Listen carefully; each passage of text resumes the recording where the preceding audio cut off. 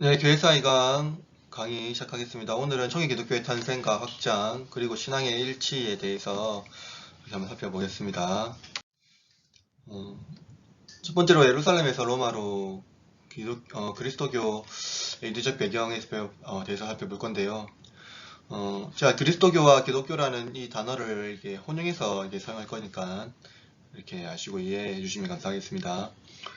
초기 기독교는 유대교의 요람에서 잉태됩니다. 여러분도 알고 있겠지만은 예수님은 유대인이죠. 그러니까 사도들도 유대인입니다. 하나님께서는 이미 이제 이스라엘 그리고 또 유대라는 요람 안에서 그의 교회를 이루시기 위해서 하나님은 작정하셨던 것을 우리는 이미 구약 성경을 통해서 알 수가 있죠. 그래서 이 유대 상황에서 어떻게 하나님께서 또 거기에 예수 그리스도를 보내시고 거기에서 사도들과 바울과 그리고 몇몇 사람들 통하여서 하나님의 교회를 이루어가는지를 우리가 살펴보게 될 것입니다. 이런 점에서 유대교와 기독교는 기독교의 유사점을 발견할 수가 있겠죠.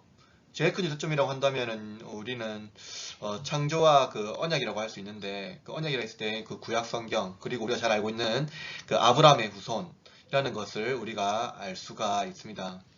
물론 유대교는 언약과 율법과 혈통의 관점에서 이해하지만 기독교는 믿음의 관점에서 이해가 되는 것이죠. 이런 점에서 좀 차이가 있겠지만 어쨌든 이 유대교와 기독교의 같은 요람에서 잉태됐다는 것은 매우 큰 유사점이라 할 수가 있겠습니다.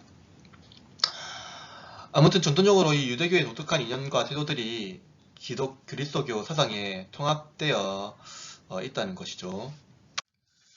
그래서 이제 유대인은 하나님의 선택을 믿었습니다. 그래, 이러한 선택에는 두 가지 전제가 있죠. 첫째로는 하나님의 이러한 특별한 섭리를 선택받은 이스라엘 백성의 어떤 공로가 아니라 하나님의 주권적이고 불가해한 의지를 바탕에 두고 있다는 것입니다. 그러니까 이스라엘의 어떠한 것이 아니라 하나님의 특별한 섭리가 포함되어 있는 것이죠. 예컨대 저와 여러분이 하나님의 선택을 받았다고 했을 때에 그것은 우리의 어떠함에 있는 것이 아니라 우리가 이해할 수 없는 하나님의 특별한 어떠한 주권의 섭리라고 말할 수가 있는 것이죠. 둘째는 이스라엘은 온 세상과의 관계에 있어서 제사장 역할을 하도록 부름을 받았다라는 것이죠. 이것은 무엇입니까? 온 세상 안에서 하나님 앞에 올려드리기 마땅한 그러한 제사를 드리는 또는 그러니까 이방인들에게 그런 하나님께 받지 못하는 자들을 하나님께 받게 하는 그러한 제사의 역할, 제사장의 역할을 하도록 부름받았다는 것입니다. 그러니까 정확하게 더 말하면 이방인들에게 복음을 전하는 그러한 역할을 하도록 부름받았다라는 것을 말하고 있는 것이죠.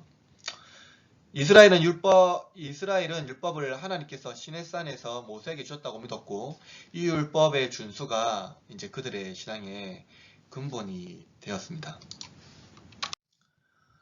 이러한 신앙의 근본 때문에 유대인들은 이런 이제 민족주의적인 신앙을 구축하게 된 것이죠. 물론 그리스 로마 사회에서 유대인들은 독특한 민족적 특성이 있었습니다. 그러나 이 독특한 구별성은 민족적 특성으로 율법의 행위로 명쾌하게 나타나죠. 이들은 할례를 행하고 돼지고기를 비롯한 다른 부정한 음식을 멀리 했던 것으로 유명합니다. 아주 민족적인 특성을 나타나고 있는 것이죠. 그래서 사실 유대교라고 했을 때 이 유대교는요, 민족의 틀을 밖에 벗어나기가 굉장히 힘듭니다. 특별히 유대교라고 했을 때는 그 민족의 종교죠. 그러니까 유대인의 관계에서 태어난 아이는 자연적으로 유대교를 가질 수밖에 없는 특성을 가지고 있는 것입니다. 할례를 받아야 되고 그 율법에 있어야 되는 것이죠. 그리스도께서 오시기 전에 팔레스타인은 알렉산더에 의해서 헬라화 되었습니다. 그러니까 이 헬레니즘은 알렉산더에 의해 정복된 세계를 헬라 문명으로 통일하는 것을 말하고 있는 것이죠. 그러나 유일신을 섬기는 유대인들에게 이 헬라 이념은요, 자신의 신앙을 위협하는 것으로 이해되어서 타협하지 않고 차라리 돼지고기를 먹는 것보다 죽는 편을 택했다라는 것을 우리가 알 수가 있습니다. 그것은 무엇입니까? 이 유대인의 민족적 특성이 그 헬라화된 문명과 구별되기를 원했다는 것이죠. 우리는 그것을 통해서 구약 성경을 통해서 잘 알 수가 있죠. 어. 만약에 그러니까 이겁니다. 그들이 만약에 돼지고기를 먹었다고 했을 때, 또는 그 헬라화되는 자신의 정체성을 더럽힌다고 했을 때, 그들이 가장 두려워했던 것은 뭐냐면 하나님께서 저주하실 것이라는 그러한 두려움이 있었던 것을 알 수가 있는 것이죠. 즉 유대인의 세계관에서 율법의 준수는 하나님의 축복을 의미했고, 이 율법의 폐기는 하나님의 저주를 상징하는 것이다 라는 것을 알 수가 있습니다. 유대인의 구원과는 앞서 살펴봤지만 율법에 준수했다고 할 수 있습니다. 그러나 헬라화된 사회와 팔레스타인의 열악한 상황에서 흩어져 살면서 그들의 정체성을 유지하려 했으나 결코 쉬운 일이 아니었죠. 헬라화된 유대인들은 할례가 일반적으로 구원에 반드시 필요하다고 주장함 없이 유대교에게 우호적인 이방인들을 환영하여 받아들이는 데 만족했습니다. 기독교는 이러한 이제 우호적인 이방인들 사이에서 첫 열매를 얻었다는 것이죠. 즉 유대교의 그러한 이제 유대교에 입문하겠다라는 몇몇 유대교의 우호적인 이방인들 가운데 이미 헬라화된 유대인들이 몇 명 있었을 것입니다. 그들이 이제 할례를 행하지 않으면서 유대교에 입문했던 몇몇 사람들, 그러니까 몇몇 이방인들 가운데에 기독교는 이러한 이방인들 사이에 그 복음을 전함으로 그리스도를 받아들이는 몇몇 사람들 안에서 첫 열매를 얻었다라는 것을 그 이방 사회 안에서 알 수가 있는 것이죠. 물론 이것은 성경에 근거하고 있지만 정확히 말하면 이제 기독교 복음이 유럽 사회에 전파되기 이전부터 유럽 사회는 이미 이 복음을 받아들여졌다라는 걸 알 수 있죠. 그러니까 이제 복음이 전해지기 전에 이미 유대교라는 하나님의 요람을 통해서 이방 세계 안에서 그 복음의 씨앗을 하나님이 심겨 놓았다라는 것입니다. 유대교는 성서의 종교였으며 하나님의 계시를 말씀을 통해서 받아들여진다는 의미에서 다른 종교, 즉 계시를 받는 고대 종교와는 달랐습니다.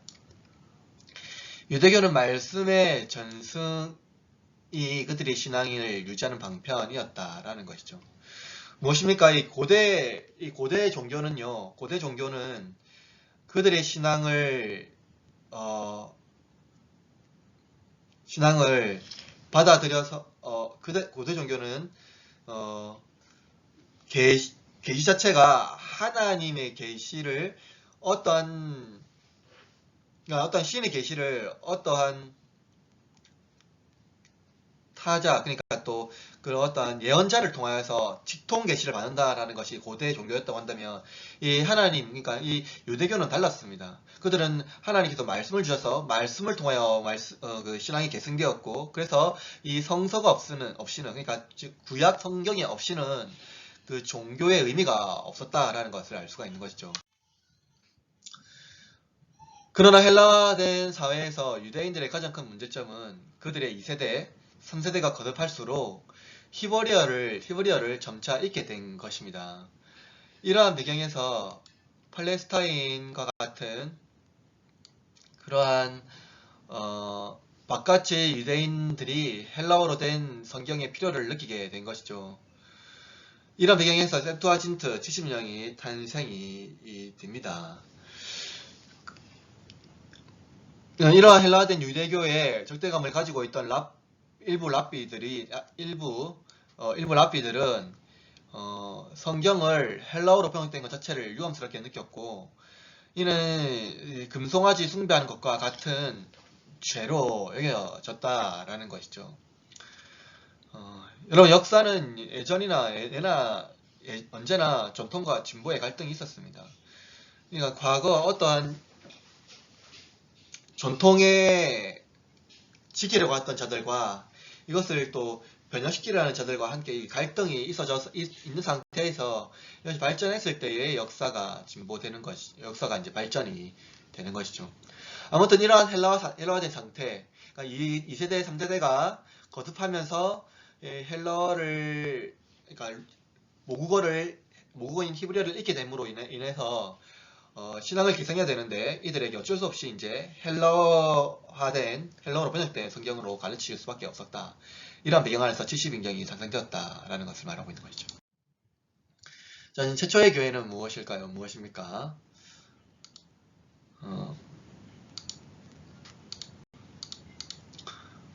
이 최초의 교회는 이스라엘과 유대와 관련이 없지 않았습니다. 깊은 관련이 있었던 것이죠. 예수님은 아브라함과 다윗의 혈통으로 오셨습니다. 그죠? 예수님은 아브라함과 다윗의 혈통으로 오셨고 또 새로운 모세로 묘사되었습니다.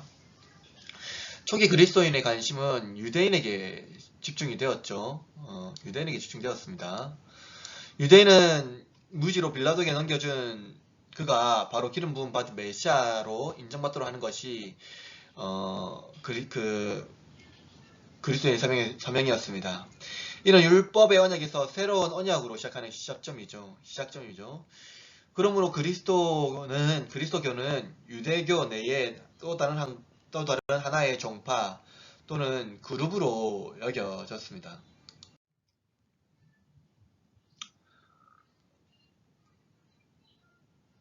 이 유대교 종파에는요 바리새파가 있고요. 이 바리새파는 이제 매우 좀 선정적인 성격을 보존하는, 그리고 이제 헬라적 통치 안에서도 자신의 정치성을 유지하기로 가장 갈급했던 그러한 종파 중에 하나입니다. 율법을 충실시키는 것을 무엇보다 중요했기 때문에 일상생활의 모든 경우에 있어서 율법을 적용되기를 토론했습니다. 이 때문에 율법주의라는 오해를 받기도 했는데, 그러나 이들은 로마 통치와 헬라주의의 위협 가운데서도 새로운 환경에서 이스라엘 고유의 신앙을 적용하도록 신앙이 적용되도록 노력했다는 점을 잊어서는 안 된다는 것이죠.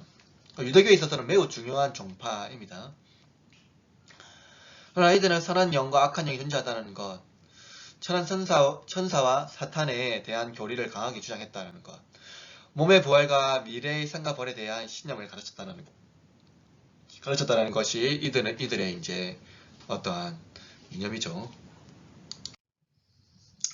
사도계파가 있는데요. 사도계파는 이제 주도적인 귀족 가문대 출신들이 많았는데 이들은 단지 모세 율법에만 관심을 가졌습니다. 그러니까 모세 율법 외에 다른 어떠한 것들은 바른 유대적 신앙이 아니라는 것이죠.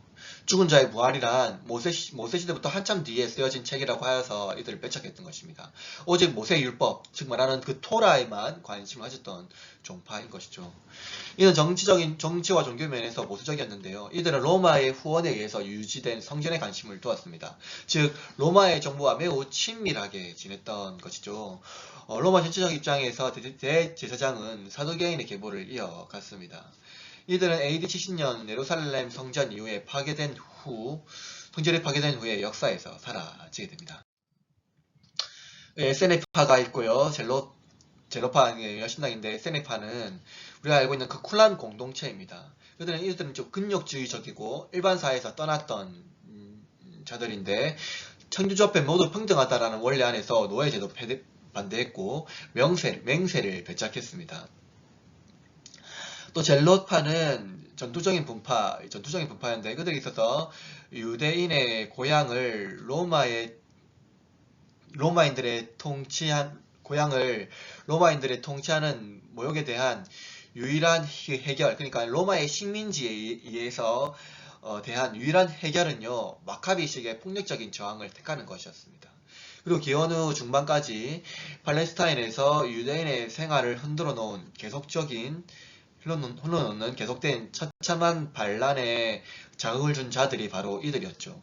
즉 이들은 이 칼로서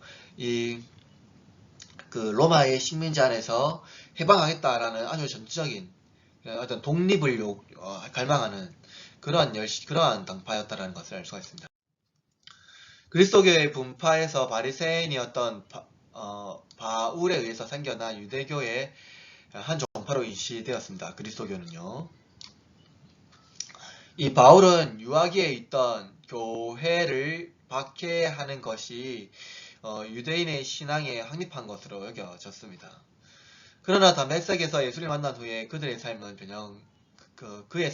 바울의 삶은 변화되었죠. 교회를 받게 하던 열심은 복음을 전하는 자의 열심으로 유대인의 신앙의 확신은 그리스도의 믿음의 신앙으로 변화되었습니다. 여러분, 이 바울이 다메섹에서 그리스도를 만난 것은 우연이 아닙니다. 그가 헬라어에 능통했고 헬라 문화와 사회를 잘 알고 있었던 뿐만 아니라 로마 시민권을 가지고 있었습니다. 그죠? 그리고 또 헬라 사회를 잘 알고 있었죠. 또한 그는 유대인으로서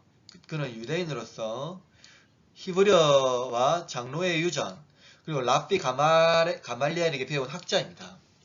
하기에서 그를 유대와 헬라 문화에서 철저하게 준비시켜 이방인의 사도로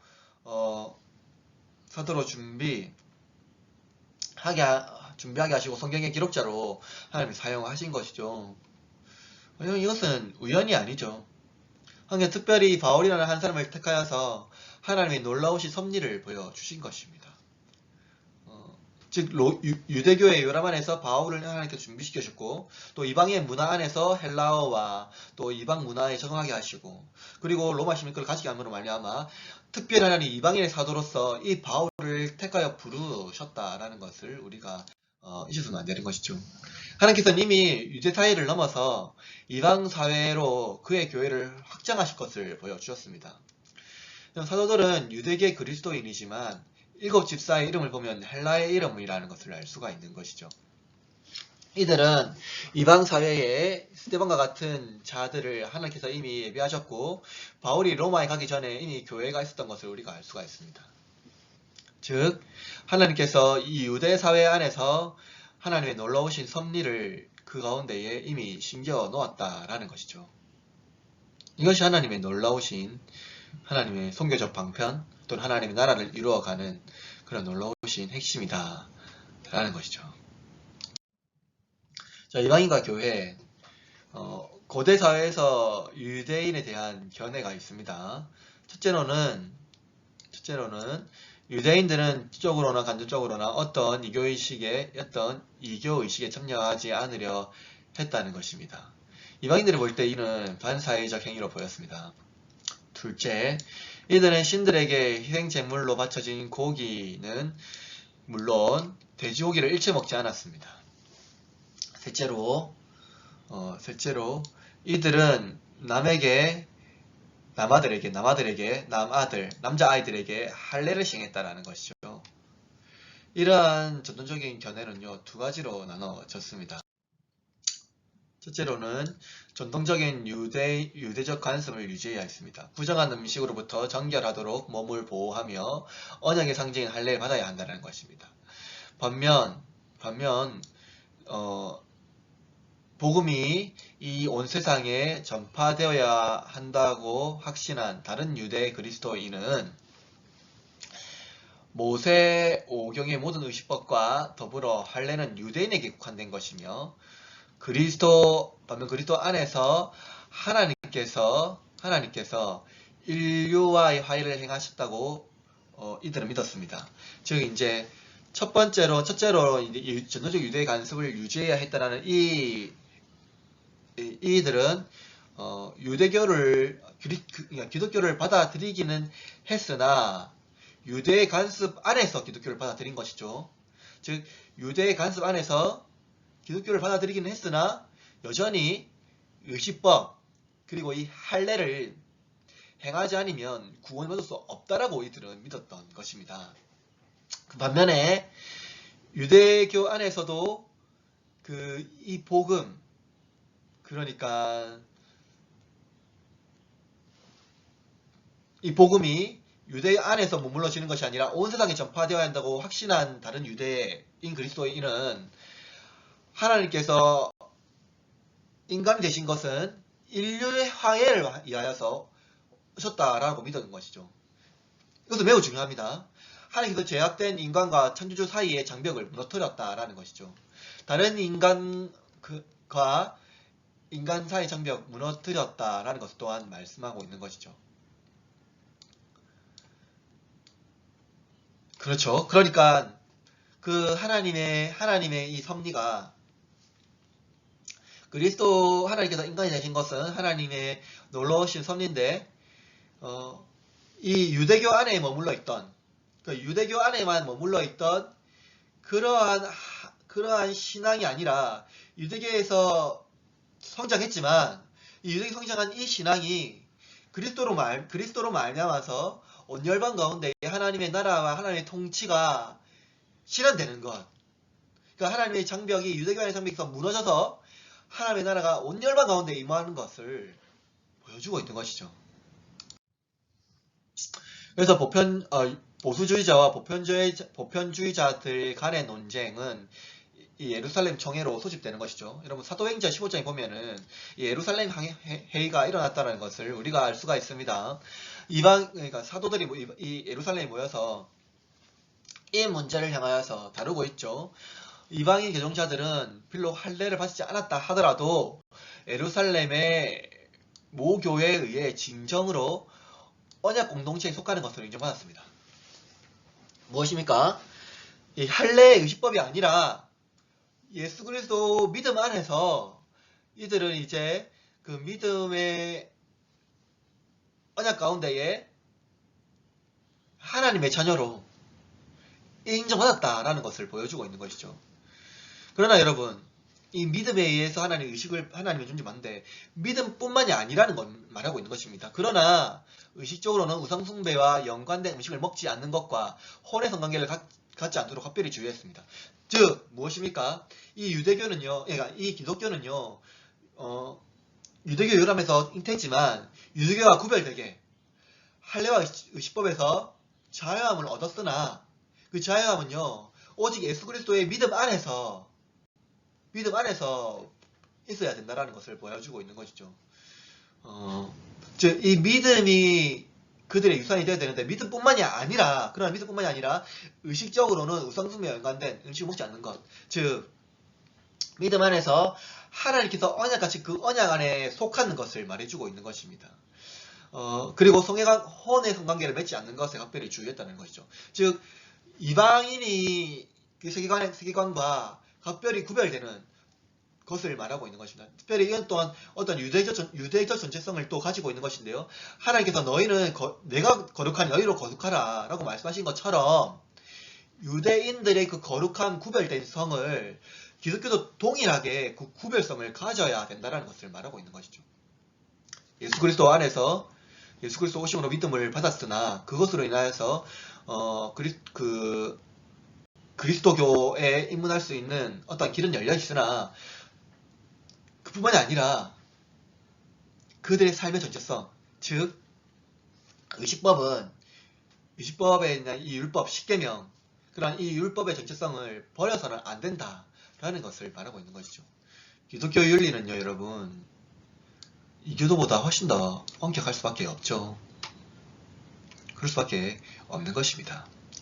이 율법의 핵심은 무엇입니까? 율법은 지속적으로 유효한가라는 것이죠. 이 논쟁의 핵심은 율법이 지속적으로 유효한가라는 질문을 할 수가 있습니다. 바울은 근본적으로 인간이 하나님의 계명에 대한 준수를 통해 성취하는 자신의 공로를 근거로 천국을 획득할 수 있는가라는 문제를 말하고 있는 것이죠. 여러분, 그런 천국을 획득할 수가 없죠. 우리는 그냥 오직 그 믿음 안에서 획득할 수가 있는 것입니다. 율법의 관념에 반대하여서 바울은요, 그리스도 안에서 인간에게 무상으로 주어지는 하나님의 자비와 용서라는 개념을 대비시켰습니다. 그죠? 율법에서는요, 우리가 꼭 이해해야 되는 것인데 여기에서는요, 하나님의 자비와 용서라는 개념이 매우 작습니다. 율법은 무엇입니까? 자비의 용서가 아니라 인간이 그 율법을 행함으로 말미암아 율법을 지속적으로 지킴으로 말미암아 그 하나님의 자비를 받아야 되는 것이죠.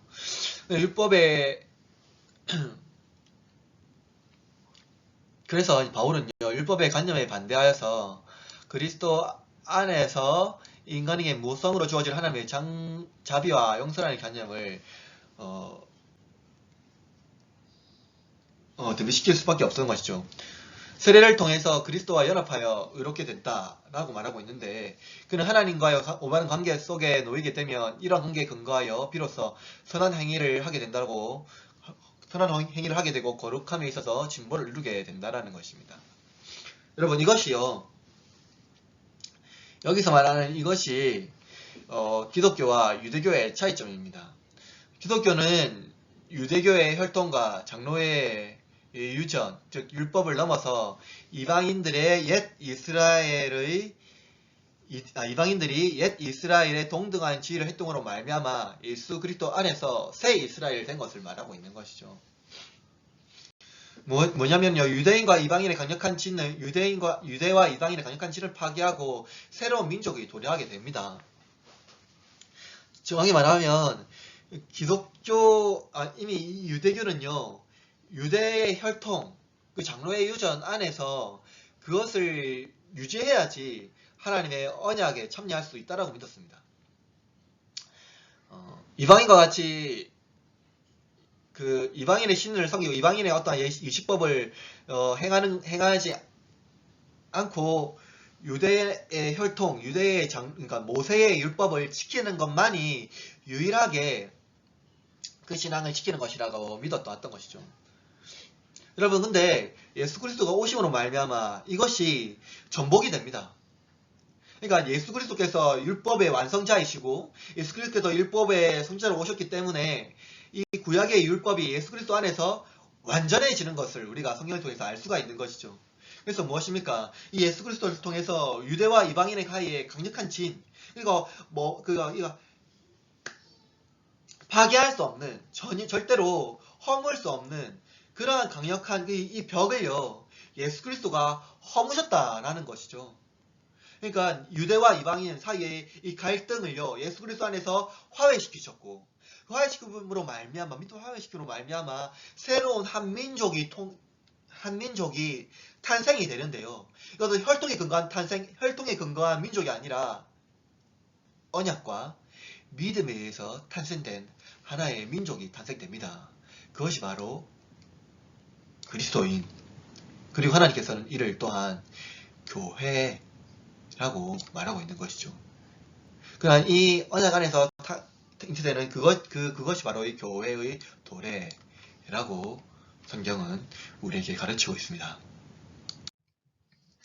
그래, 로마 제국의 대결, 이 고대 세계관은요, 신의 세계관 안에 있었습니다. 신의 평화를 누리는 것은 신의 은총이 그들에게 있었기 때문이라고 믿었기 때문입니다. 고대사에서 신들은 각 지역의 신과 동방의 신비주의 신들과의 혼재했습니다. 그래서 이제 이 신이 점령당하면요, 그러니까 여러분도 이제 성경을 보거나 또 이제 여러 어떤 이제 고대 사회의 그런 일리아스라든가 오디세이아 이러한 호메로스 이제 이런 책들을 읽어보면 신명들이 등장하거든요. 근데 신명들이요, 로마 사회에서 그리스 사회에서의 똑같은 정체성을 가지고 있으나 신의 이름이 바뀌는 것을 우리가 알 수가 있는 것이죠.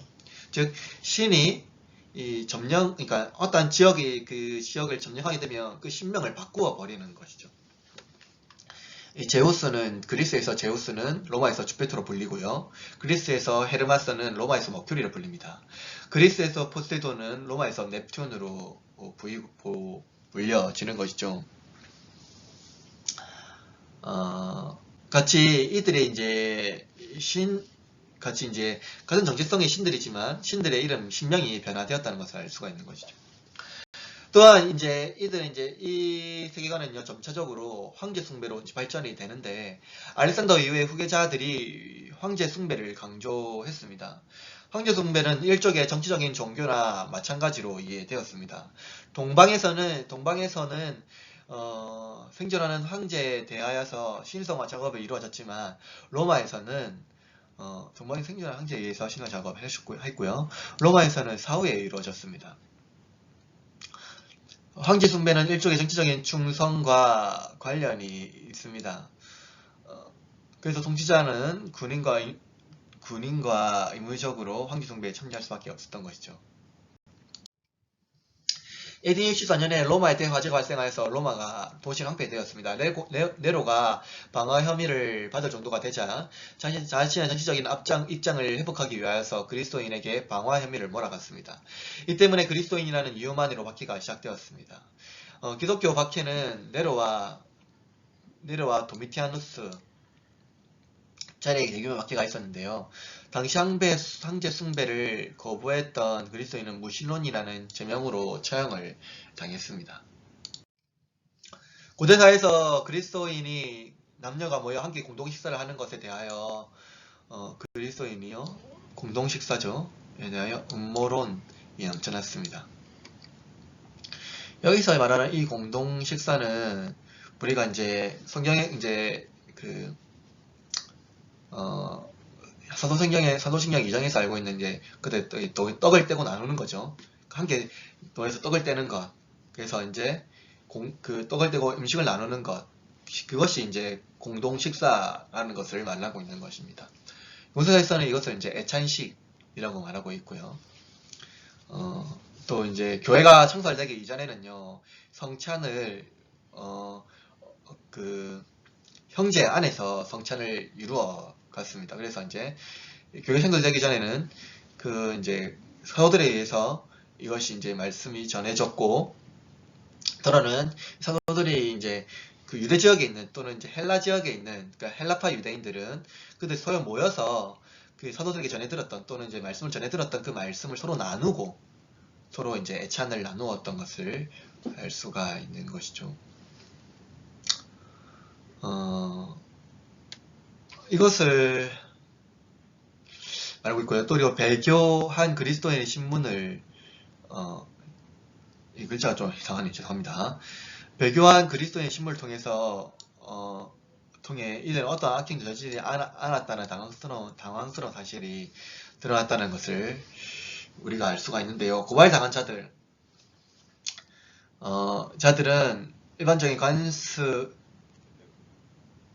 관습은 일주일 전이나 특정한 날에 모임에 참석하여 시인으로서 그리스도인에게 찬송을 드리고 죄를 짓는 것이 아니라 죄를 피하도록 맹세하고 이후에 흩어졌다가 나중에 식사하기 위해 죽은 아이가 아니라 정상적인 음식을 먹기 위해 다시 만났다는 것이라고 주장했습니다. 그 사실은 이제 이교사회에서 이 그리스도인에 대한 잘못된 음모론이 얼마나 잘못된 것인지 이제 드러난 것이죠. 즉, 박해 가운데에, 이 박해를 이제 견디지 못하여서 배교한 몇몇 사람들이 있습니다. 너무나도 공통스러웠어요. 여러분, 이 박해라는 거 여러분 쉽게 생각하면 안 됩니다. 그러니까 단순히 신앙을 고백해야지 왜 신앙을 버렸냐라고 단순히 말할 수가 없는 것이죠. 여러분 중에 사랑하는 자녀를 두고 누군가 협박을 하고 칼을 그들의 목에 겨누어서 너 지금 너 그리스도를 부인하면 너의 자녀와 너 사랑하는 아내를 살려둘 것이다. 너 사랑하는 자녀를 살려둘 것이다. 라고 했을 때 누가 감히 그 가운데에 그 고통을 넘어갈 수가 있겠습니까? 이 쉬운 일이 아닌 것이죠. 더러는요 그것이 너무나 고통스러워서 배교한 사람들도 더러는 있었습니다. 그러나 여러분, 그들이 신문을 함으로 말미암아서 그들이 얼마나 잘못된 관념을 가졌다라는 것을 알 수가 있는데, 오히려 이들이 얼마나 순결하고 고결하고 높은 도덕적인 차원을 가졌다라는 것을 알 수가 있는 것이죠. 그래서 이들이 그런 공동식사를 하게 모여서 죄를 짓는 것이 아니라 오히려 죄를 피하도록 맹세했다. 흩어졌다가 나중에 식사하기에 모였을 때에는요, 죽은 어린이가 아니라 서로 음식을 나누기 위해서 정상적인 음식을 위해서 만났다라는 것을 알 수가 있는 것이죠. 그리스도의 피와 그리스도의 몸과 피를 막았다 했을 때 정말로 살아있는 그러니까 죽은 어떤 아이를 그러한 인육 파티를 한 것이 아니라 그 어떤 기념한 것이었고요. 정상적인 음식을 먹고 함께 사랑을 나누기 위한 사랑의 공동체였다는 것을 밝혀졌다는 것을 알 수가 있는 것이죠. 이후로 그리스도인은 해학적 존재가 아니며 고결한 존재이긴 하지만 로마의 옛 종교에서는 완고할 정도로 적대적으로 판단하고 이 관용을 배제했다라는 것이죠. 그래서 그리스도인에 대한 오해는 사라지기 시작했지만 로마의 종교적인 정치적인 입장은 변하지 않았습니다. 그래서 이 그리스도인이라는 이유만으로요 엄청난 박해를 당할 수밖에 없었다라는 것입니다. 즉 무엇입니까? 그리스도만의 이유 하나만으로 로마의 그러한 정치적인 입장 안에서 그 죄인이 돼버린 것이죠. 이 세계에 수많은 사람들이 순교를 당합니다. 이 때문에 일반의 대중은 항상 홍수나 흉작 또는 야만인의 침략과 같은 재앙들이 그리스도인의 무신론의 영향 때문에 예신들을 잘 받아들이지 않는 것에 대한 이 예신들, 그러니까 그 신들의 분노의 표징이라고 믿었던 것이죠. 왜 여러분 왜 이 그리스도인들을 무신론주의자들이라고 불렀을까요? 그거는 이제 당시 로마 사회에서 이 그리스도교, 그러니까 이 그리스도교가 합법적인 종교가 아니었다라는 것이죠. 여러분 유대교는요 당시 로마에서 합법적인 종교로 인정받았습니다. 그러나 그리스도교는요 유대교에서 어떤 분파, 그러니까 어떠한 유대교 안에 어떠한 이단으로 인정이 되었던 것이죠. 즉 그들의 믿는 신은요 신이 아니었던 것입니다. 그러니까 신을 믿었지 않았던 것이죠. 그러니까 이들이 말하는 그 신은요 유대교 안에서 유대교가 아니라 그 로마 종교 안에서 그 신들을 섬겨야 되는 어떠한 것이었던 것이죠. 그래서 그래서 이들은 그 로마의 신화가 된, 이제 신격화된 어떠한 그 로마의 황제, 그러니까 인간이 신화된 것이죠. 그런 어떤 범신론적인 신화가 된 그 존재를 믿는 것이 그 신앙이다라고 본 것이죠. 그래서 이제 그들은 이제 무신론이죠. 그래서 이제 이 유대교, 그러니까 당시에 있던 로마의 세계관이 무엇이냐면 이들이 이제 자신들의 신, 그러니까 이제 로마의 신을 섬기지 아니함으로 말미암아서 로마에 화재가 발생하고, 로마에 어떠한 어려움이 발생하고, 로마에 어떠한 이제 두려움이 또는 전쟁이 또는 어떠한 흉작이, 기근이 발생하게 된다라고 생각했기 때문입니다. 그래서 로마의 신을 분sem하기 위해서 그리스도인을 제물로 바쳤습니다. 이러한 영향으로 터툴리아는 순교자의 피가 교회의 씨앗이라고 했습니다. 당시 순교적 열망은요 잘못된 신앙을 생산하기도 했는데요. 만약 순교자가 신께서 순교에 대한 열매에 대한 보상, 이 순교의 열매에 대한 보상으로 총에서 누릴 수 있는 복을 주는 것으로 순교를 원하신다면 신께서요 그 신은 올바른 신이라고 할 수 있겠습니까? 예를 들어서 무슬림이 되는 것과 끝나지 않은 이유는 무엇입니까? 잘못된 순교적 신앙 때문이죠. 그러니까 신을 위하여서 자신의 생명을 바치게 되면 놀라운 어떠한 면류관, 어떠한 그 낙원에 직시하는 승리 면류관이 된다라는 것을 말하고 있는 것이죠. 그러나 이것은 잘못된 신앙이죠. 바른 신앙이 아닙니다. 이 고난의 목적은요 견고한 인내입니다. 그러니까 우리가 순교하고 이 땅에서 고난을 이겨내고 고난 가운데에 그걸 극복하는 유일한 빙편은 무엇이냐면요 하나님께서 우리에게 주신 그 견고한 인내라는 것이죠. 내가 어떠한 그것을 받는 것이 아니라 견고한 인내를 위하여서 하나님 앞에 온전히 나아가는 것입니다. 오직 하나님께서 그 신자에게 믿음의 열매로 주신 것, 즉 견고한 인내는요 고난 가운데 믿음으로 승리하는 유일한 은사라는 것이죠. 즉 여러분 이 순교 또한 우상화되어서는 안 된다라는 것입니다. 순교가 왜 중요할까요? 이 순교는 다만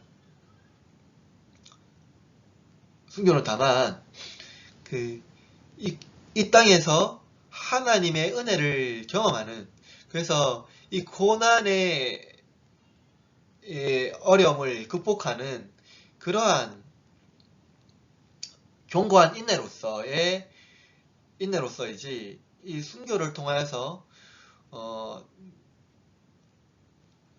어떠한 천국에서 무슬림이 말하는 일곱 미녀를 주시고 또 여러 가지 보물을 그 안에서 주시고 이 땅에서 누리지 못하는 그런 엄청난 그러한 것들을 누리게 하는 것을 말하고 있는 것이 순교적 열매가 아니라는 것을 말하고 있는 것이죠. 그것은 잘못된 신앙이죠. 그래서 이제 우리가 말하는 것은 이 견고한 인내, 그러니까 하나님께 주시는 그런 은사의 차원에서 우리가 나아갈 수 있다라는 것을 말하고 있는 것입니다. 3세기 중반 이후에 순교자에 대한 사적인 추모제가 교회 공식적인 예배 안으로 도입이 되었는데요. 이는 순교적 열매를 믿음의 수단으로 기념하는 것이었습니다.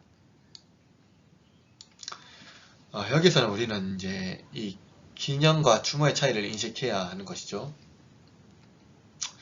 말 그대로 순교자를 추억하고 그의 믿음을 다시 한번 되새기는 것, 그것이 이제 기념입니다. 그러나 추모는 무엇입니까? 추모는 그의 순교를 추앙하며 우리도 그와 같이 순교자가 되기를 갈망하는 것입니다. 우리도 이것이 좀 아름다워 보일 수가 있는데요. 근데 여기 우리가 잘 이해해야 되는 게 우리가 추모할 대상의 차이를 잊어서는 안 됩니다. 여러분, 우리는요 오직 한 분 예수 그리스도만을 추앙해야 되죠. 그분만을 닮기를 갈망해야 됩니다. 어떠한 인간의 대상을 세워놓고 그 사람을 추앙하고 그 사람을 닮기를 갈망하는 것이 아니죠.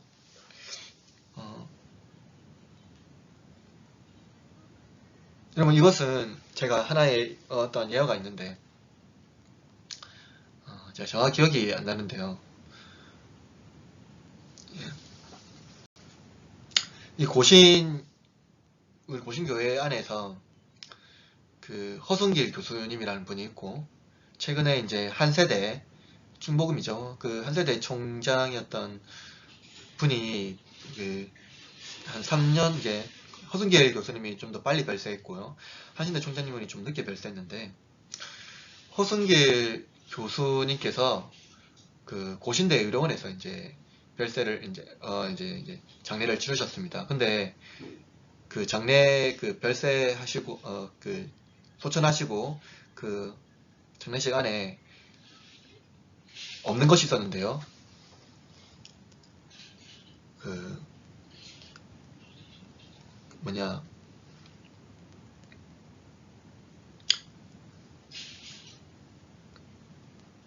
사람이 이제 그 장례식장 안에 그 사진, 그러니까 임종 하여튼 사진과 명패, 그리고 그 치장 자체가 아무것도 없었습니다. 그냥 상 하나만, 그러니까 그냥 상 하나만 있었고 그 위에 이름 하나만 있었던 것이죠. 한세대 총장이 별세하면서 그 별세는요 매우 성대했습니다. 여의도 순복음 교회에서 그 장례가 치러졌는데요. 세상에 화려할 만큼 매우 화려한 장례를 치렀던 것이죠. 이것이 이제 우리 신앙의 중요한 하나의 핵심을 보여주는데요. 무엇입니까? 우리는 이 땅에서 유일한 소망이 무엇인가 했을 때 오직 그리스도만 닮아가는 것이죠. 그래서 사실은 우리가 어떤 기독교 위인전 또는 위인기를 읽을 때 사실은 기독교 위인전기라는 것은 없고, 그냥 그들이 어떻게 하나님의 나라를 위해서 살아갔느냐라는 것을 그냥 보여주고, 그냥 역사적 서술로 보여주고 있는 것 뿐입니다. 여러분, 이 칼빈의 사실은 전기가 없습니다. 루터의 전기도 없죠. 그냥 그들의 저서와 그들의 삶의 태도를 그냥 우리가 보고 그 저술을 통해서 우리의 신앙이 무엇인지 한번 되새겨 보는 것입니다. 따라서 이제 이 우리의 신앙은요 오직 그리스도 외에 다른 어떠한 성자들을 닮아가는 것과 다르다라는 것이죠. 여기에서 우리는요, 로마 교회와 결별했다라는 것을 우리가 기억해야 되는 것이죠. 여러분, 초대 교회의 추모제는요, 이 이제 추모제는 그 순교자들을 위한 추모제는요, 중세를 거치면서 성인 숭배로 발전하였고, 이런 죽은 자를 위한 기도로 발전합니다. 여러분, 여기 기억할 때에요, 이 초대 교회 처음부터 이 순교자들을 위한 추모제가 잘못된 방식으로 시작된 것이 아니라는 것이죠. 당대는요, 굉장히 박해가 심했기 때문에요, 그들의 삶에 대해서 기록을 남겨야 됐습니다. 기록을 남기지 않으면 안 됐거든요. 여러분, 이그나티우스 그리고 또 폴리캅 이러한 사람들의 만약에 기록이 없더라고 했을 때에 우리가 그들의 신앙이 어떠한 것인지 알 수가 없는 것이죠. 그래서 우리가 초대교회의 신앙, 순교의 신앙을 우리가 기념할 때는요, 그들의 신앙이 그들이 어떠한 기록을 남겼지, 그리고 그들의 기록을 남기로 말미암아서 그들의 순교를 어떻게 생각했는지를 알 수가 있는 것이죠. 즉, 그러나 문제는 어떻게 된 거냐면, 이 중세를 거치면서, 즉 이 교회가 국교화가 되고, 국교화가 되면서 교회가 어떠한 기관으로 자리 잡고 교황제가 확립되고, 그 교황제 확립됨으로 말미암아서 여러 가지 교회의 체계가 세워질 때에 이 국가와 교회가, 이 중세 안에서 이 교회가 어떻게 좀 잘못된 방식으로 이루어지는지를 보여주고 있는데요. 그때 방식으로 이루어져 가면서 이 성인 숭배로 발전한 것을 보여주고 있는 것이지, 처음부터 이거 잘못된 방식으로 이루어졌다라는 것은 아닙니다. 따라서 이제 그러나 3세기에 순교자들에 대한 추모제가 교회에 예배에 도입됐다는 것 자체를 부정해서는 안 된다는 것이죠. 이 자체가 그래서 초대교회 잘못됐다 이렇게 받아들이면 안 됩니다. 그러니까 이제 선배의 신앙을 기념하는 것, 그것은 아름다운 유산이죠. 그러나 여러분, 이 중세로 넘어가면서 이 교회 안에서 잘못된 이제 전통이 매우 오염되었다라는 것. 그래서 이제 중세에 넘어가면서 초대 이제 종교개혁이 일어날 때에 교회를 개혁하지 아니하면 안 되는 상황이 오게 된 것이죠. 여러분, 예컨대 우리가 선배의 신앙을 기념하는 것은 무엇입니까? 우리가 손양원 목사님을 기억하고 후문의 삶을 되새기는 것, 그것은 추앙하는 것이 아니죠. 그가 정말로 이제 막 손양원 목사님 가운데에 예수님의 영이 임했다 이렇게 우리는 믿지 않습니다.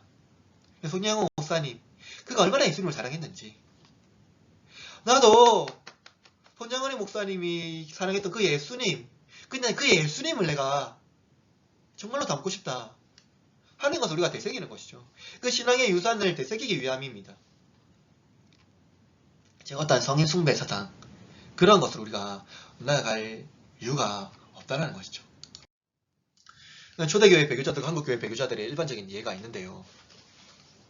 초대교회의 우상숭배 및 우상숭배와 같은 고기 먹는 행위, 향을 피워 절했다는 행위는 단지 형식의 문제일 뿐이며, 순전한 회적인 행위는 영혼의 내적인 경험과 아무런 영향을 미치지 않는다라는 것이죠.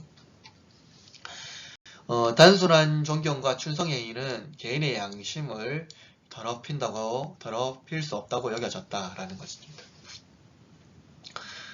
즉 쉽게 말하면 이제 우리의 내적인 믿음은 변질되지 않는다라는 것이죠.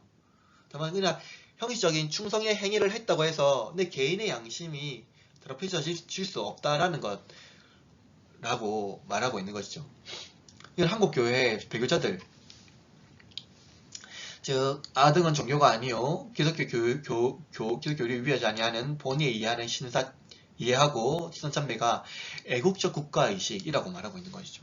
즉 그 천하에게 절한다고 해서 우리의 본질적인 신앙이 침받지 않는다라는 것을 이제 전제하고 이제 결의하고 있는 것이죠. 그러나 여러분, 여기에서 이제 문제가 되는 것이죠. 신화화된 왕에게 충성을 고백하는 것과 국가의 위정자의 통치를 따르는 것은 다릅니다.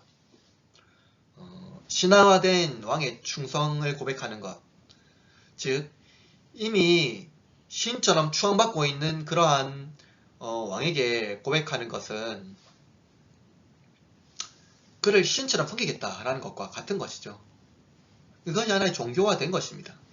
그러나 이제 그냥 국가의 통치에 따르는 것은 이건 별개인 것이죠.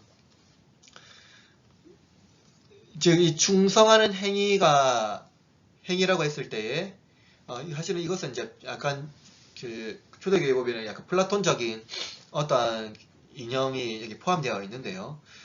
이것은 나중에 이제 우리가 또 플라톤주의, 그러니까 영지주의에 대해서 살펴볼 것인데, 그때 좀 더 살펴보도록 해봅시다. 아무튼 이제 한국교회 신화참배의 문제는요,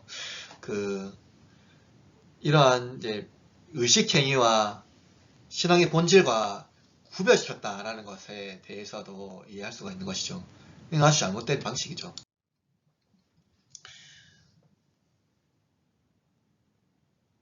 예, 우리 잠시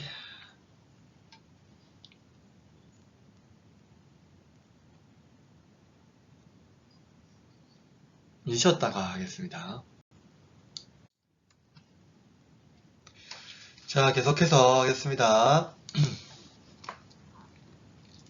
두 번째로 이제 신앙과 직제에 대해서 볼 건데요. 이제 교회 일치입니다. 흩어져 있는 그리스도인 공동체의 일치는 두 가지 요소에 의존한 것이었는데요. 첫 번째는 공통의 신앙, 형제죠. 민주 공동체를 초월한 신앙의 가족을 구성한 것입니다. 둘째로는 상가 예배를 조직하는 공통의 방식인데요. 이것이 바로 세례와 성찬. 세례와 성찬은 굉장히 중요하죠. 그리고 이제 우리가 좀 영지주의에 대해서 이제 좀 살펴볼 건데요. 고대 철학의 이원론적 양태로는 영과 육을 분리시킵니다. 기본적으로 영과 육을 분리시키는 그 이원론에 대해서는 여러분 잘 알고 있죠?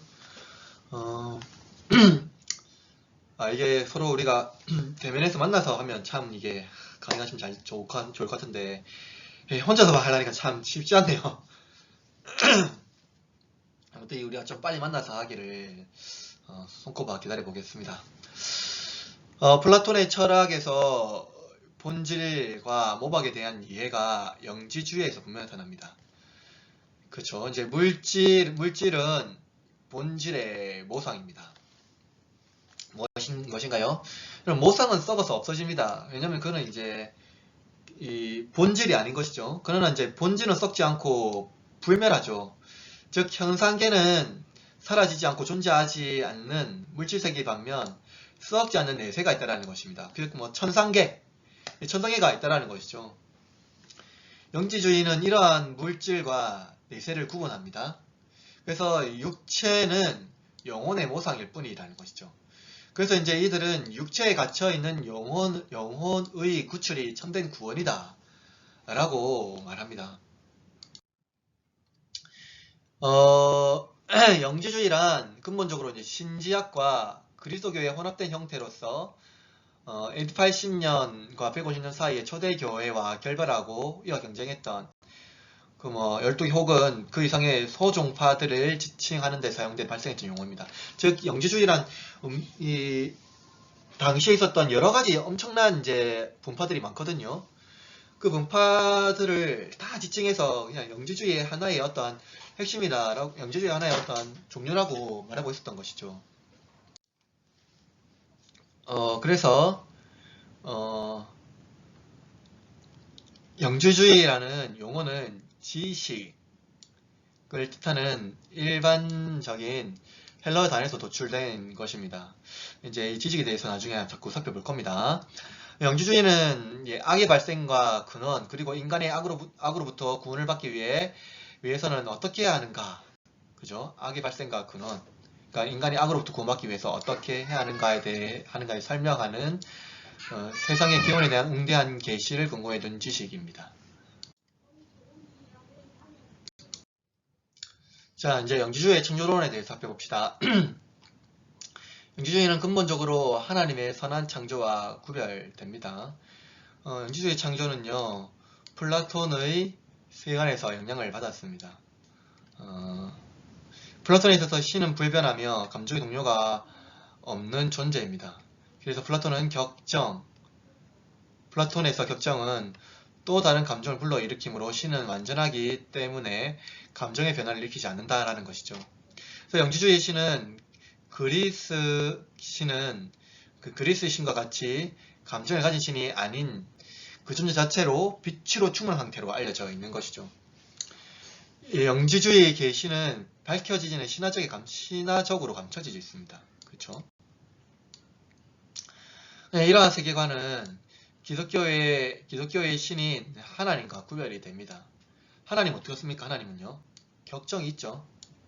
하나님은 분노하시고, 그리고 또 슬픔을 표현하시고, 그리고 사랑을 하시고, 여러 가지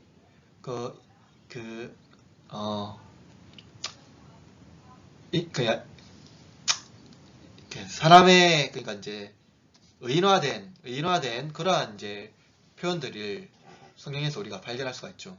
그리고 제일 중요한 건 창조 세계에 관여하신다라는 것입니다. 그가 만든 창조 세계는 이제 하나님께서 만드신 창조 세계는요, 영지주의 신관을 볼 때는 불완전합니다. 왜 그렇습니까? 이 땅에는 고통이 있고 또 변화되고 불완전하며 복잡한 세계이기 때문입니다. 참된 신이라면 이러한 세계를 창조할 수 없다라는 것이 영지주의의 어떤 또 플라톤이 말하는 이데아 그리고 영지주의가 말하고 있는 그러한 세계관이라는 것이죠. 영지주의는 두 개의 세상이 있습니다. 첫 번째로는 충만, 플레로마라고 하는데요. 한 영의 재료의 본질적이며 시인적인 세계를 말하고 있습니다. 즉 이제 이 세계는요, 이 영지주의 세계는요, 그대로 충만합니다. 그래서 물질적이지 않죠. 영적인 존재이며, 그러니까 우리가 알고 있는 그런 아주 신비스럽고 신적인, 그리고 신적인 어떠한 그것을 이제 발산하는, 그러니까 충만하게 발산하는 그러한 세계를 말하고 있는 것이죠. 그러나 이제 또 이제 공호, 케노마라고 하는데요. 이는 열등하고 물질적인 세계를 말하고 있습니다. 이 말하면 이제 말하면 이 충만은요 천상계를 말하고 있고, 이 공호라는 이 케노마는요 현상계 물질 세계를 말하고 있습니다. 이 두 질서 사이의 대립을 강조하는 것이 기독교의 영지주의적 사고방식이 지닌 특성입니다. 무엇이든지 실적으로 중요한 것은요 충만 속에서 발출하는 것이죠. 하지만 이것은 가시적 우주의 좀 더 낮은 수준에서 전이된 양식으로 모방된 것입니다. 그래서 이거죠. 영의 세계가 있다라고 했을 때에 영의 세계 그 존재 자체로 있어야 되는데, 그것이 하나의 물질로 드러나게 되면 이 영의 세계의 어떠한 모조품, 모방체가 될 수밖에 없다라는 것이죠. 그래서 이제 예를 들면 그리스도인이 이해하는 구속의 드라마는 영의 세계에서 발출한 참된 구속의 드라마를 흉내낸 그림자에 불과한 것입니다.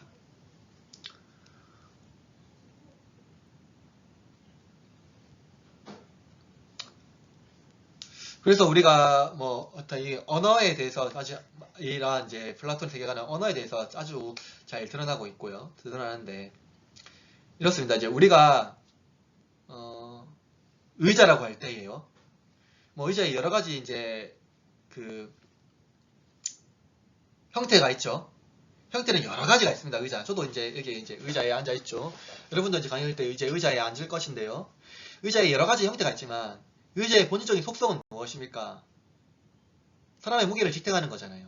이 본질적인 속성은 변하지 않는다라는 거죠.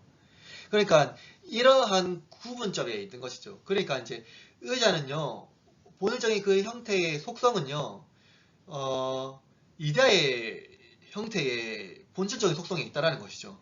그러나 그것이 이 형태로 드러났을 때는요, 그냥 이 존재 모방체에 있다라는 것, 모방체에 불과하다는 것입니다.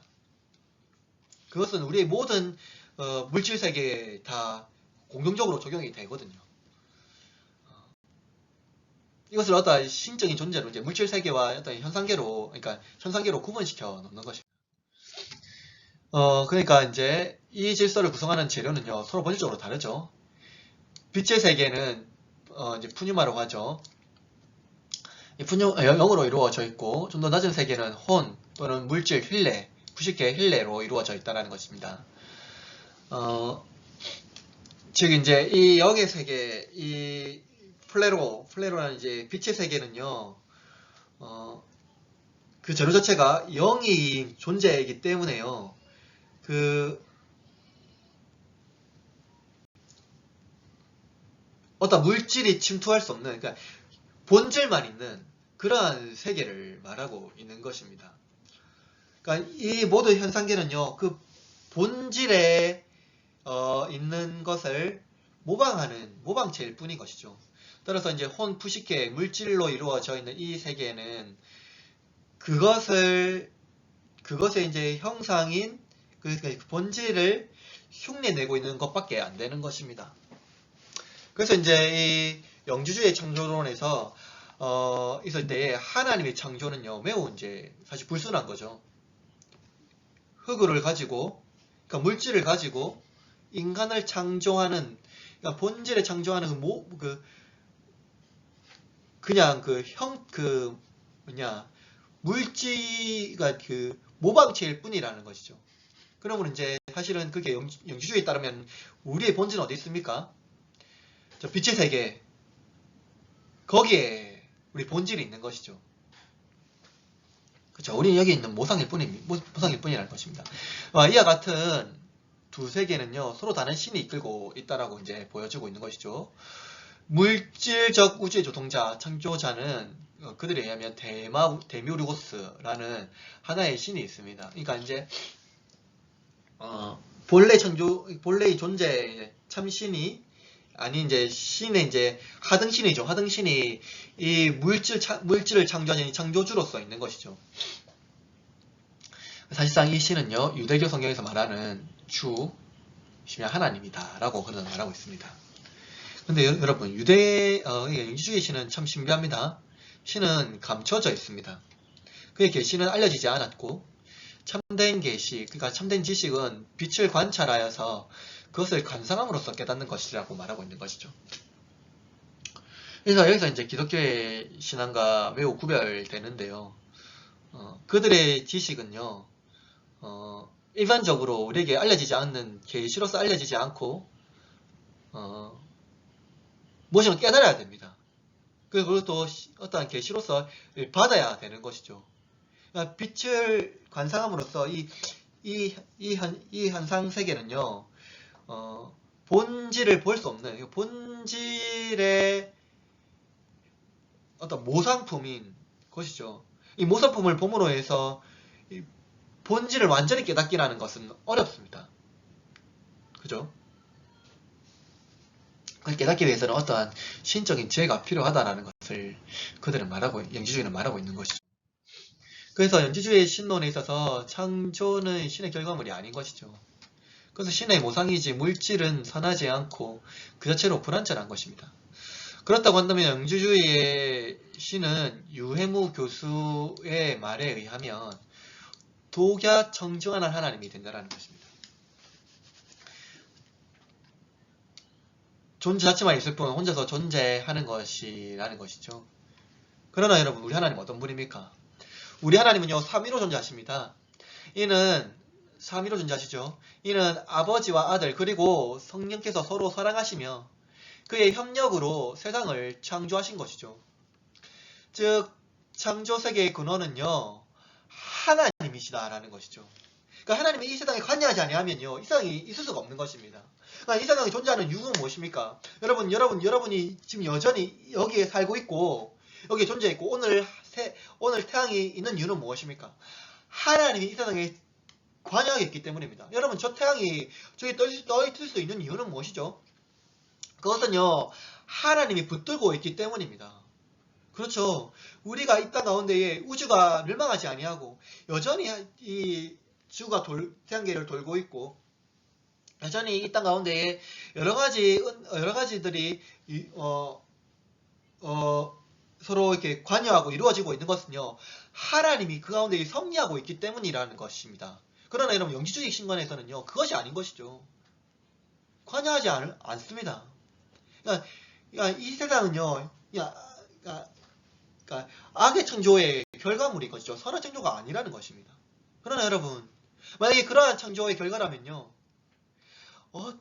하나님께서 왜 인간이 되실 수가 있었겠습니까?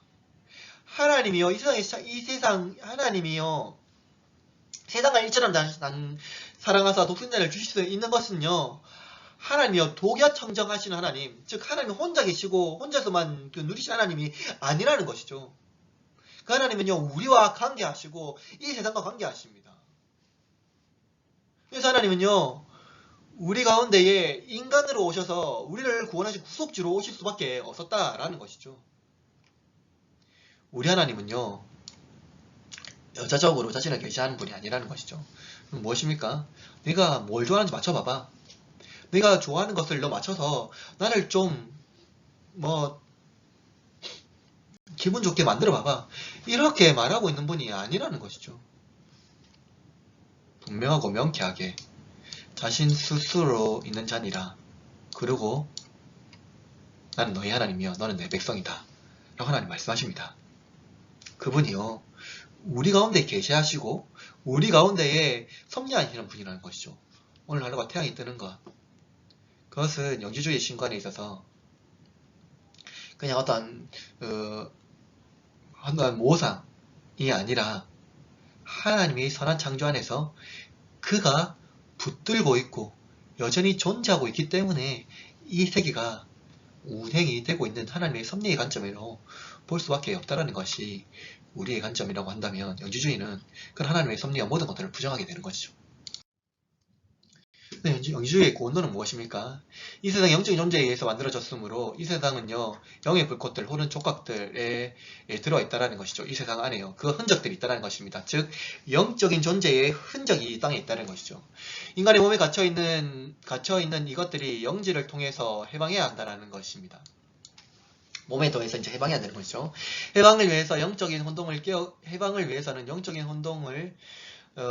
깨우기 위해서는요 위로부터 우리가 진정으로 어떤 존재인지 상기시키시며 이 감금되어 있는 상태에 대항하여 일깨워줘야 한다는 것이죠.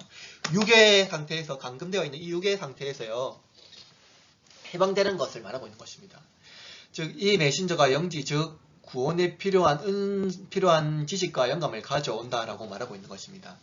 그 우리 위에 천상계가 있는데요. 천상계가 있는데 이 각 계층은요 우리 영적인 영역으로서 전진을 방해하는 목적을 가진 악한 세력을 다스림을 받는다라고 말하고 있죠. 영지세계의 세계관이죠. 그래서 이 영적인 충만에 도달하려면 이 계층을 돌파해야 하는데요. 이것을 이룰 수 있는 유일한 방법은 그 비밀의 지식을 갖는 것입니다. 그것은 영적인 암호와 같은 것이죠.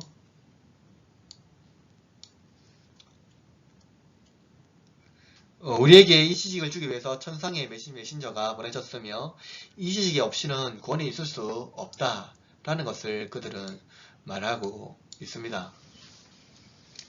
그래서 이제 어떠한 이러한 신지식, 그러니까 어떠한 영지를 받기 위해서는요 천상의 메신저가 주는 그 영지를 받아야 된다는 것입니다. 그러니까 이 지식이 없으면요 구원을 받을 수 없다는 것이죠.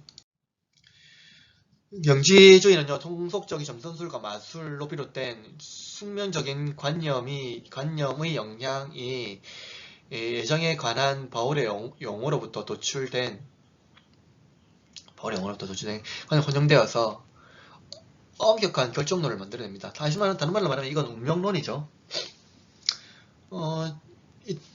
이들은 이제 하나님께서 그러니까 이제 그들 말하는 그 신이 주는 어떠한 영지의 개념을 발견해야 됩니다. 그러니까 이 땅에 그 흔적들이 있다라는 것이죠. 일단 이 모상의 세계이긴 하지만 여전히 그 흔적은 남아있기 때문에 그 흔적을 발견하여서 그 흔적에서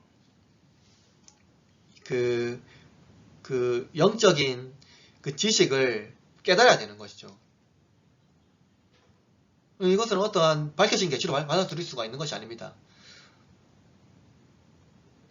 그 어떠한 그 빛의 세계, 그 어떤 영적인 세계에 가기 위해서 어떠한 그 영적인 지혜를 깨닫는 것을 말하고 있는 것이죠.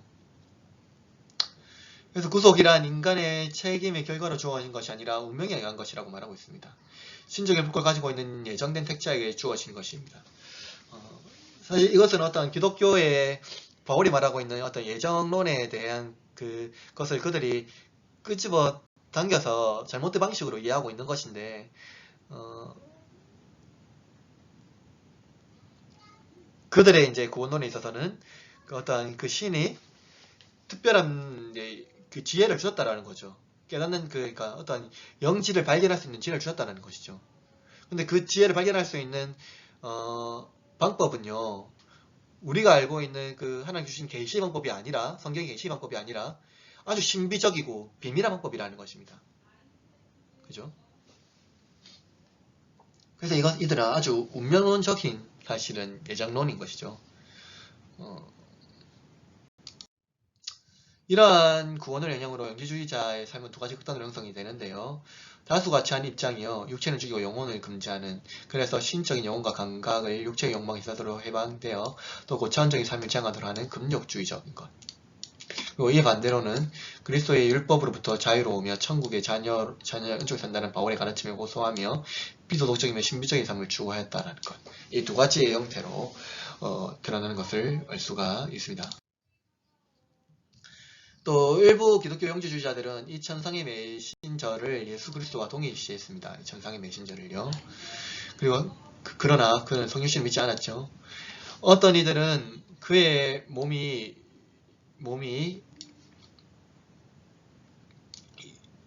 그 유령에 불과하다 뿐이며 기적적으로 진짜 몸처럼 보일 뿐이라고 말합니다. 많은 영지주의자들은 천상적 그리스도와 지상적 예수를 구분합니다. 천상적, 그리고 이 지상적인 예수를 구분했습니다. 그래서 어떤 경우에는 예수가 몸을 가지고 있지만 우리의 몸은 다른 영체라고 주장했습니다. 이들 대부분 예수님의 탄생을 부인했죠. 왜냐하면 예수님이 인간처럼 탄생했을 경우 무질게 세례카에 들어가기 때문입니다. 이러한 관념들이 당시 교회에서 가얀설, 모처럼 보인다라는 의미를 가진 이단과 비슷한 영향을 가지게 되는 것이죠. 몬타누스주의의 어떤 이단과 관련이 되는 것입니다. 그래서 가연설이란 예수님의 몸이 인간의 몸처럼 보여지지만 사실 아니다라는 것을 말하고 있는 것이죠. 그 다음으로 마르시온주의는요, 영지주의 영향으로 구약의 하나님과 신약의 하나님을, 신약의 예수님을 대조시킵니다. 마르시온은 눈에 보이는 세계가 악한 것이라고 확신했으므로 그 창조가 악하거나 무지하다고 결론 지었습니다.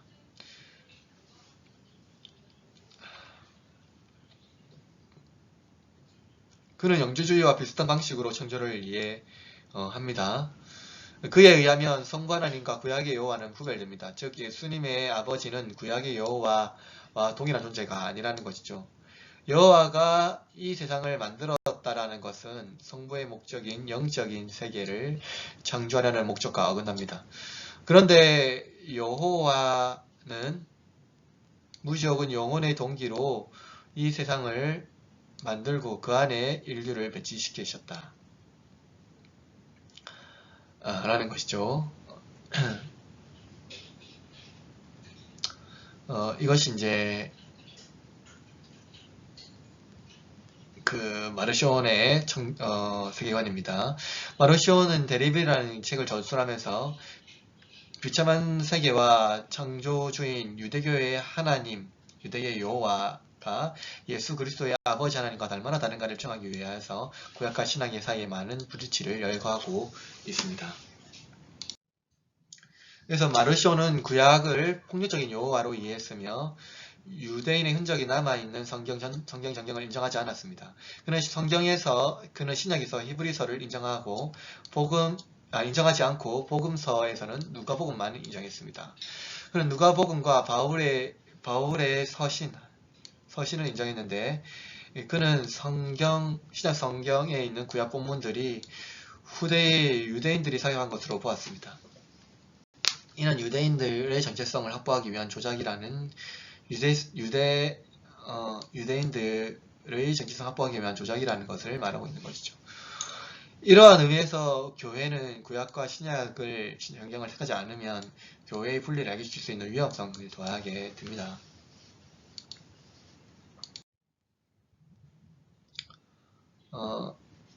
이에 따라서 교회가 이제 응전하게 되는 것이죠. 교회의 응전은 성경의 확립을 부추겼습니다.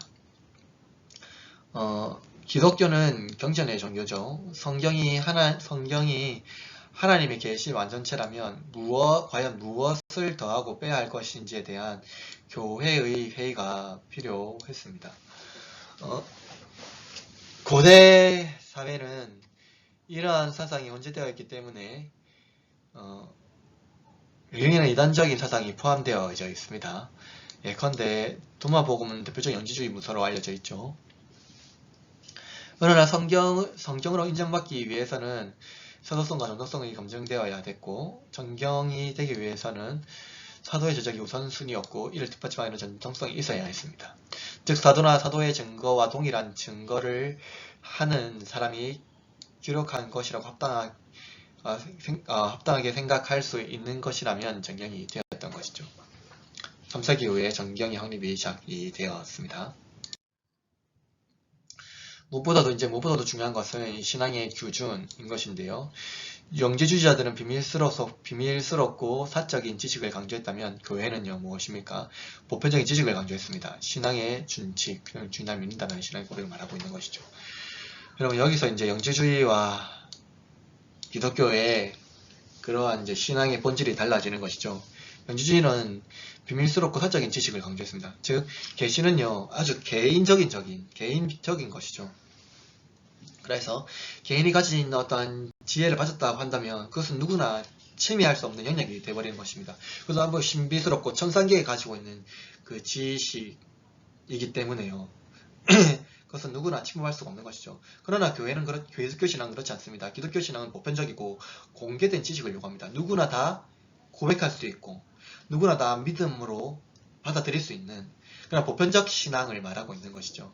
이 보편적인 신앙이 떠나게 되면요, 기독교의 신앙이 매우 위험하게 되는 것입니다. 왜냐하면 우리는 보편적 하나의 공교회와 그런 이제 한 분 하나님을 믿는 신앙의 공동체성을 가지고 있기 때문입니다. 이런 신앙의 준칙 또는 규준은요, 믿는다라는 이 신앙 고백의 행위로 나아가는데요. 이것은요, 이 세계에 어떤 것은 세례문답이 있는데, 이 세례문답이 이 신앙의 고백의 문서로서 오늘날에도 굉장히 중요하게 수입받고 있는 것이죠. 문은 문과 답으로 이렇게 있습니다. 신앙 세례문답이니까요. 문은 이것입니다. 당신은 전능하신 하나님 아버지를 믿습니까? 답은 나는 믿습니다. 그래도 라고 하는 것이죠. 당신은 성령과 동진녀만에게 나시고 본디오 빌라도의 친하에서 십자가에 달려 돌아가시고 3일 만에 죽은 자 가운데서 다시 살아나서 하늘에 오르시고 아버지 우편에 앉아 계시다가 산자와 죽은 자를 심판하오실 하나님 아들 예수 그리스도를 믿습니까? 하면은 이제 세례 예비자는 나는 믿습니다 합니다. 당신은 성령과 거룩한 교회와 육신의 부활을 믿습니까? 나는 믿습니다. 이는 초대교회부터 신앙 고백이 신앙의 근거로 알려주는 열쇠 역할을 합니다. 즉 이러한 신앙 고백이 없이는 기독교 신앙에 들어올 수가 없다라는 것이죠. 즉 믿는다라는 이 신앙의 고백이 신앙의 행위로서 드러나게 된다는 것이죠. 이것이 신앙의 준칙입니다. 여러분 잘 알고 있죠? 예수님께서 제자들에게 말한 신앙의 준칙은 무엇입니까? 너는 나를 누구라 하느냐? 답은 무엇입니까? 주는 그리스도시요. 살아계신 하나님의 아들이십니다 하는 것입니다. 여러분, 이 신앙의 준칙이야말로 이단과 분별하는 최고의 방편입니다. 그러므로 이 신앙의 준칙을 고백하지 않으면 기독교 신앙이 아닌 것이죠. 주가 그리스도시요 살아계신 하나님이 아니다 라고 말했을 때 그는 기독교 신앙이 아니다. 그러나 주를 고백하고, 그러니까 진짜 하나님의 아들이다, 살아계신 하나님의 아들이다 라고 고백했을 때 기독교 신앙으로 받아줄 수 있는 것이죠.